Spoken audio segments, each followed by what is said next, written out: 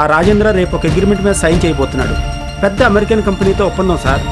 అదే గనక ఓకే అయితే మీకెవ్వరికి అందనంత ఎత్తుకు ఎదిగిపోతాడు. ఏ కన్న తండ్రి అయినా కూతురుతో ఇలా ప్రవర్తిస్తాడా? కన్న కూతురు కంటే అన్న కూతురు ఎక్కువైపోయింది మీ డాడీకి. ఈ రోజు నీకు దక్కాల్సిన ప్రేమని భార్గవ్కి ఇచ్చిన మీ డాడీ రేపొద్దు నీకు దక్కాల్సిన ఆస్తిని కూడా దానికే ఇచ్చేస్తాడు. ఎట్టి పరిస్థితుల్లోనూ అలా జరగడానికి ఒప్పుకోను. ఆస్తిలో నీకు రావాల్సిన వాటాని నువ్వు వెళ్ళి మీ డాడీని అడుగు. నీకు న్యాయంగా దక్కాల్సిన ఆస్తిని ఆ మాత్రం దక్కించుకోలేవా? ఇప్పటి వరకు నాకు దక్కాల్సిన ప్రేమను దానికి పంచారు. ఇలాగే ఊరుకుంటే నాకు రావాల్సిన ఆస్తిని కూడా దానికే రాసిస్తారు. ఆ ఆస్తిని వాటాలుగా వేసి నాకు రావాల్సిన వాటాని నాకు ఇవ్వండి. నా హక్కులేమిటో నాకు బాగా తెలుసు. మర్యాదగా నాకు రావాల్సిన వాటాని నాకు పంచండి. లేకపోతే కోర్టుకు వెళ్లాల్సి ఉంటుంది. తండ్రి మీదే కేసు పెట్టినా కూతుర్ని చెయ్యొద్దు.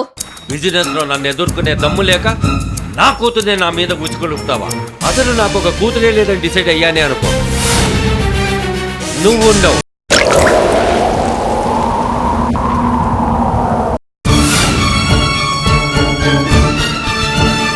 ఏం చేస్తున్నారు మీరంతా? ఇదేమైనా 1,00,000 2 లక్షల ప్రాజెక్ట్ అనుకున్నావా?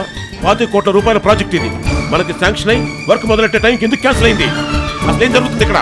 ముందు నుంచి మనం ఏదైతే జరగకూడదని భయపడ్డామో అదే జరిగింది సార్. ఇదంతా రాజేంద్ర పనే సార్. అక్కడున్న హైయర్ అఫీషియల్స్ని ఆ రాజేంద్ర డబ్బులతో కొనేశాడు.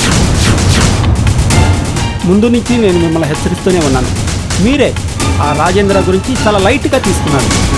ఇంతవరకు మనకు రావాల్సిన ప్రాజెక్ట్స్ మాత్రమే తీసుకున్నాడు ఆ రాజేంద్ర. ఇప్పుడు మన చేతికొచ్చిన ప్రాజెక్ట్ని కూడా లాగేసుకున్నాడు ఆ రాజేంద్ర. రాజేంద్ర రాజేంద్ర రాజేంద్ర ఎవరు రాజేంద్ర? వాడికి ఏమైనా కొమ్ములున్నాయా? లేకపోతే ఈ బిజినెస్ ఎంపైర్ లో వాడు ఏమైనా రారాజు అనుకుంటున్నాడా? నాకు వచ్చిన ప్రాజెక్ట్ వాడు ఎలా ఎలా లాక్కుంటాడు?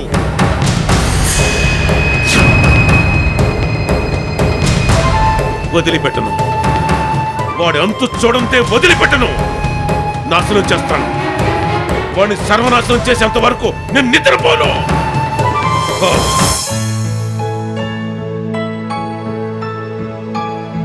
బోనా బోనా, ఏమిటండి, ఏమైంది? ఇంకేం కావాలి? నా పరువు మొత్తం పోయింది. ప్రియ నా ముద్దుల కూతురు, నా బంగారం అని వెనకేసుకొచ్చావుగా. ఈ రోజు ఏం చేసిందో తెలుసా? నా పరువు మొత్తం గంగలో కలిపేసింది. 10 మందిలో నన్ను అవమానపరిచింది. అసలు ఏం జరిగిందో చెప్పండి. ఏం జరిగిందని చెప్పనే? నేను బోర్డు మీటింగ్ లో ఉంటే తిన్నగా లోనికొచ్చి నోటికొచ్చినట్టు వాగింది. దానికి రావాల్సిన ఆస్తి దానికి ఇవ్వాలట. ఛీ, నలుగురిలో నా పరువు తీసింది. నాకు తల తీసేసినట్లయిపోయింది. అంతేగా, దీనికి అంతలా గొంతుకిచ్చుకుంటారు ఎందుకు? ప్రియ మాట్లాడిన దాంట్లో తప్పే ఉంది. దానికి రావాల్సిన ఆస్తి గురించి అది అడిగింది, అంతే కదా? ఏయ్, అది మాట్లాడేది తప్ప రైట్ అనేది తర్వాత. అసలు అసలు ఇలాంటి విషయాలు మాట్లాడే చోట అది. నలుగురిలో నా కూతురే నాకు ఎదురు తిరిగితే రేపు సమాజం నా మాటకి విలువలేవిస్తుంది. అసలు మన పరువు తీయటానికి అది మన కడుపున పుట్టింది. కన్న తండ్రి పరువు కంటే దానికి ఆస్తి పాస్తులు ఎక్కువ అంట. ప్రియను మీరు అర్థం చేసుకుంది అంతే. దానికి మీరంటే ఎంత గౌరవం మీకు తెలుసా? ఒక్క విషయం చెప్తాను వినండి. దానికి పెళ్ళైన తర్వాత మీకు కూడా తెలియకుండా నా పుట్టింటి వాళ్ళు ఇచ్చిన ఆస్తి డాక్యుమెంట్స్ తీసుకుని దానికి ఇవ్వడానికి వెళ్తే ఒకే ఒక మాట అంది, అమ్మా డాడీ మా పెళ్లి అంగీకరించలేదు, నాకెందుకమ్మా ఈ ఆస్తి పాస్తులు? ఏనాడైతే డాడీ మా పెళ్లి అంగీకరించి ఆశీర్వదించి ఇంట్లోకి పిలుస్తారో ఆ రోజే వీటిని తీసుకుంటాను అని. అంత పిచ్చి ప్రేమ దానికి మీరంటే. అలా మాట్లాడిందే అయితే ఈ రోజు ఆఫీస్కి వచ్చి ఆస్తి పంచమని ఎందుకు అడుగుతుంది? పైగా ఆస్తి పంచకపోతే కోర్టుకు వెళ్తుందంట. కోర్టుకి. ఇదేనా దానికి నా మీదున్న ప్రేమ? అది అలా ప్రవర్తించింది అంటే దానికి కారణం ముమ్మాటికి మీ ప్రవర్తనే. ఒక కూతురునేమో చదువుల పేరు చెప్పి హాస్టల్లో పెట్టారు, ఇంకో కూతురేమో మీకు ఇష్టం లేని పెళ్లి చేసుకుందని ఇంటి గడప కూడా తొక్కనివ్వకుండా చేశారు. కన్న కూతుళ్ళని బయట పెట్టి మీ అన్న కూతుళ్ళని మాత్రం ఇంట్లోనే పెట్టుకున్నారు. తల్లిదండ్రుల నుంచి తమకు దక్కాల్సిన ప్రేమ ఎవరికో దక్కుతుంటే చూస్తూ ఎలా ఊరుకుంటారు అనుకున్నారండి? అందుకే ప్రియ అలా ప్రవర్తించింది. ఇంకా ఇలాగే చూస్తూ ఊరుకుంటే ఆస్తి మొత్తం భార్గవ్ పేరు మీద పెడతారని తన వాటా తనకి ముందు జాగ్రత్తగా అడిగింది. ఇందులో తప్పే ఉంది? నీకేది తప్పనిపించదే. ఆఖరికి పెళ్ళైన వాడిని పెళ్లి చేసుకున్నప్పుడే నువ్వు దాన్ని వెనకేసుకొచ్చావు. ఇప్పుడు వెనకేసుకురావటంలో ఆశ్చర్యమేముందిలే. అయినా ఇది దానికి పుట్టిన బుద్ధి కాదు. ఎవరు ఆడిస్తున్నారో కూడా నాకు తెలుసు. మన ఆస్తిని 2 ముక్కలుగా చేసి సగం వాటా వాళ్ళలో కలుపుకుంటే మనల్ని మించిపోదామనుకుంటున్నారేమో. అది కల్లో కూడా జరగని పని.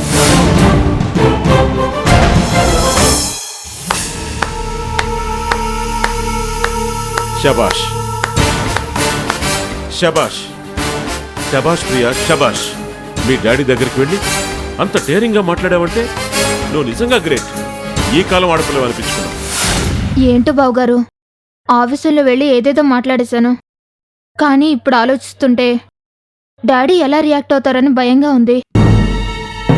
ఒకసారి పోరాటానికి అడుగు ముందుకు వేశాక వెనక్కి తిరిగి చూడకూడదు ప్రియా. అందులోనూ నీలాంటి అమ్మాయి అస్సలు ఆలోచించకూడదు. మనకి న్యాయంగా దక్కాల్సినవి దక్కనప్పుడు పోరాడి మరీ దక్కించుకోవాలి. ఇప్పుడు నువ్వు అదే చేస్తున్నావు. ఇదే ఊపిరి నువ్వు కొనసాగిస్తే నీకు సపోర్ట్గా నేనున్నాను.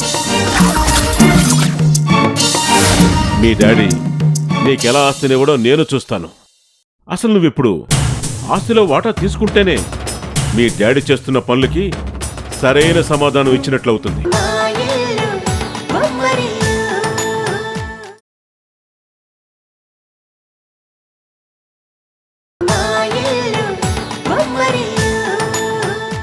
మీ డాడీ నీకెలా ఆస్తినివ్వడో నేను చూస్తాను. అసలు నువ్విప్పుడు ఆస్తిలో వాటా తీసుకుంటేనే మీ డాడీ చేస్తున్న పనులకి సరైన సమాధానం ఇచ్చినట్లవుతుంది. కరెక్టే బావగారు. నా హక్కుల గురించి నేను మాట్లాడితే కనీసం ఆయన బాధ్యతలు ఆయనకు గుర్తొస్తాయి. పిల్లల్ని ప్రేమగా చూసుకోకపోతే ఎలాంటి పరిణామాలు ఎదుర్కోవాల్సి వస్తుందో మా డాడీకి తెలియాలి. తెలియచేస్తాను. గుడ్.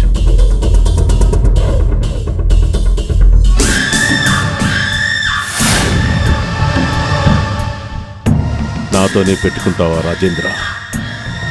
చూస్తుంది. తొందరలోనే నీ బతుకు రోడ్డు మీద పడేలా చేయకపోతే నా పేరు హరిప్రసాద్ కాదు.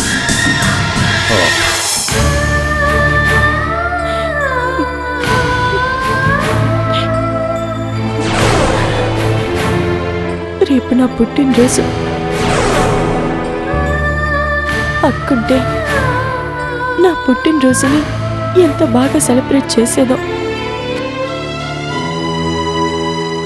అసలు తను ఎక్కడుందో, ఏం చేస్తుందో.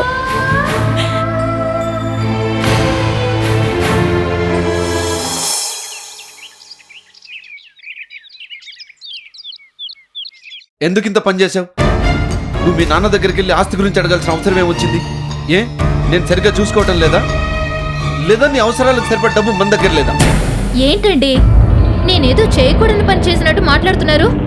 న్యాయంగా నాకు రావాల్సిన ఆస్తిని నేను అడిగాను. తప్పేంటి? అయినా మనకి ఎంత ఆస్తి ఉంటే మాత్రం నాకు రావాల్సిన ఆస్తిని నేను వదులుకుంటానా ఏంటి? చూడు ప్రియా. ఏంటి సూర్య, గొడవేంటి? ఏం లేదనే. ప్రియ చూడు ఎంత పని చేసిందో. మన దగ్గర ఇవ్వ డబ్బులు లేనట్టు ఆఫీస్కి వెళ్ళి ఆస్తి పంచుకొని వాళ్ళ నాన్నతో గొడవ పెట్టుకొని వచ్చింది. ఇందులో తప్పే ఉందిరా. తను ఏమైనా పరాయి వాళ్ళతో వెళ్ళి గొడవ పెట్టుకొచ్చిందా? వాళ్ళ డాడీతోనే కదా తనకు న్యాయంగా రావాల్సిన వాటి గురించి అడిగింది. ఇందులో ప్రే చేసిన తప్పే ఉంది అనే. అప్పటికీ నేను దాని ఆస్తి కోసం ఆశపడి ఆయన కూతుర్ని పెళ్లి చేసుకున్నానని అందరితో చెప్తున్నాడు ఆయన. ఇప్పుడు ప్రియ వెళ్ళి అడగడంతో ఆయన వేసిన నింద నిజమవుతుంది కదా. ఆయన వేసే నిందల గురించి భయపడాల్సిన పని లేదు. మీరు పెళ్లి చేసుకుని వెళితే కనీసం ఇంట్లోకి రానివ్వలేదు. కానీ ఇన్ని పొరపాటు చేసిన భార్గవని మాత్రం ఇంట్లో పెట్టుకున్నాడు. నిన్ను పెళ్లి చేసుకున్న నేరానికి ప్రియని ఇంట్లోంచి గెంటేశాడు. అరే, ఆ అమ్మాయి కన్నతండ్రి ప్రేమ ఎలాగూ దక్కలేదు. కనీసం ఆస్తి అయినా దక్కించుకుందామని వెళ్ళింది. ఇప్పుడు ప్రియ వెళ్ళి అడగకపోతే ఆస్తి మొత్తం ఆయన అన్నగారి కూతుళ్ళ మీద రాసేస్తాడు. మీరు చెప్పింది కరెక్టే బావగారు. మా డాడీకి మా మీద కంటే వాళ్ళ మీదే ప్రేమ ఎక్కువ.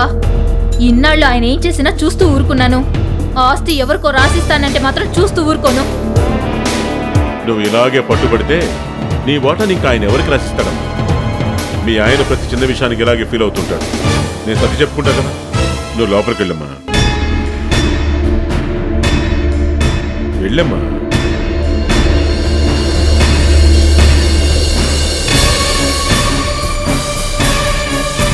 నీకేమైనా పిచ్చి పట్టిందా?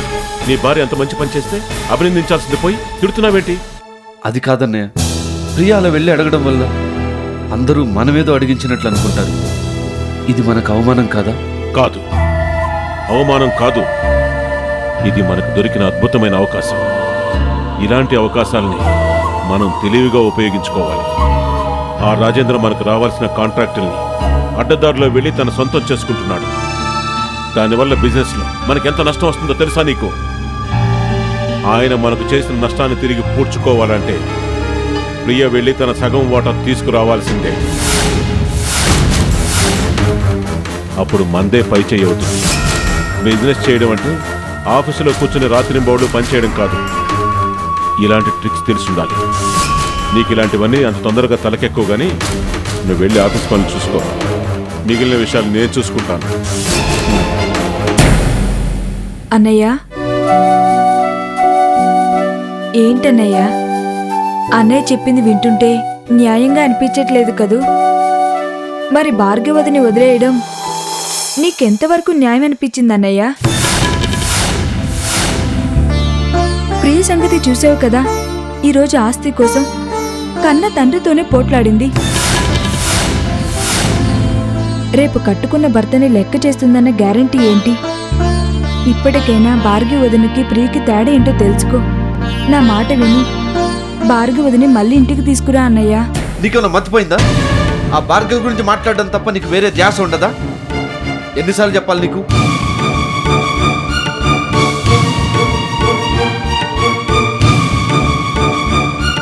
ఇంకోసారి దాని ప్రస్తావన తీసుకురా, చిరాగ్గా ఉంటుంది.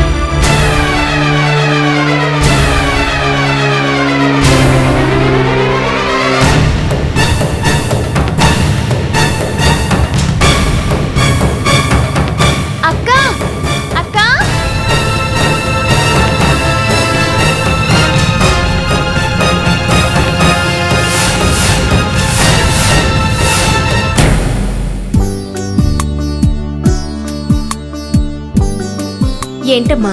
చాక్లెట్ తీసుకో అక్క, ఈరోజు నా birthday. Oh, many many happy returns of the day. మీరు ఇక్కడికి కొత్తగా వచ్చారా అక్క? అవునమ్మా. ఇంతకీ నువ్వెక్కడుంటావు? పక్కిల్లే అక్క. మీ మమ్మీ రాలేదా? నాకు మా మమ్మీ డాడీ లేరక్క, చిన్నప్పుడే చనిపోయారు.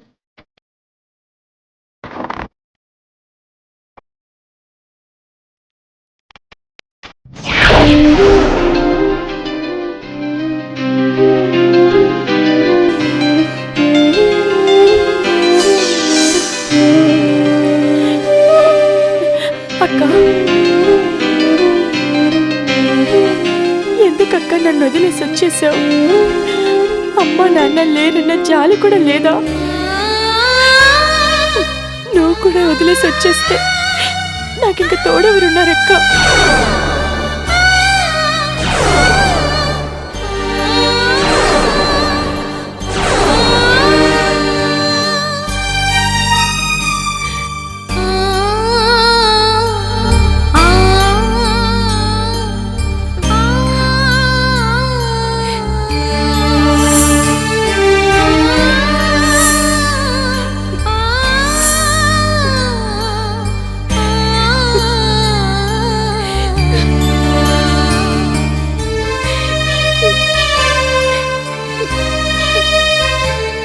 ఎందుకక్క ఏడుస్తున్నా?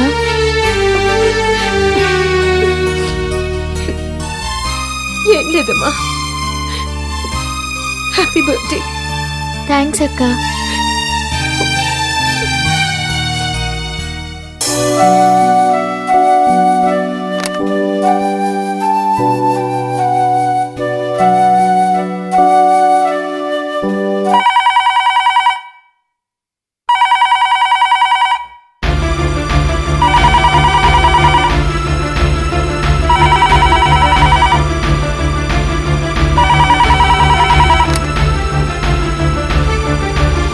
Hello hello Bhargavi. Hello hello hello అక్క మాట్లాడవేంటి? హలో అక్క హలో అక్క మాట్లాడక అక్క హలో అక్క ఏమైంది? హలో హలో అక్క అక్క అక్క ఏమైంది అక్క?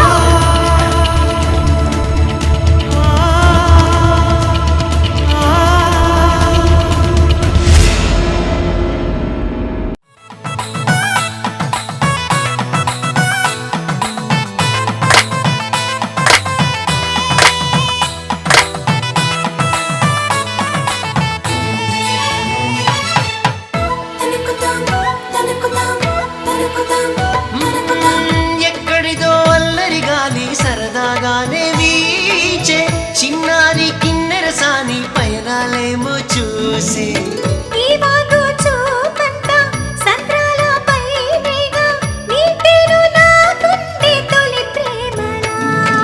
మా ఇల్లు బొమ్మరిల్లు, అందాల హరివిల్లు, మా ఇల్లు బొమ్మరిల్లు.